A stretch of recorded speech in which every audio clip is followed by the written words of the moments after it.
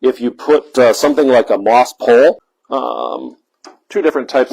This one here, which is longer and narrower, is actually made out of coconut coir. So this is technically a coir pole, not a moss pole.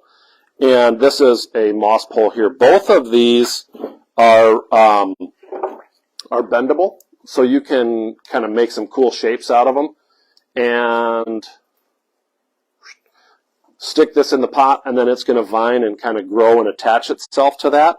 So any of your vining type plants, many of the philodendron, monsteras, both this one here, the mini monstera, again, not a true monstera, as well as the true monsteras, which we'll talk about in a minute, all of those like these.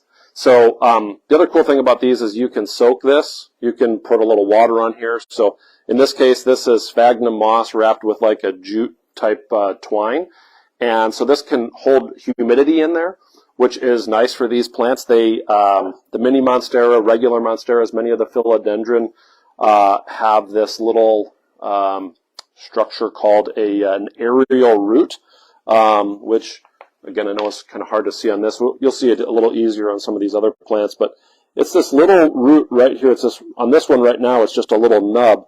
But that little nub is an aerial root. And aerial roots can gather humidity, so moisture for the plant, but it also is, they're used for structure, so they'll attach themselves.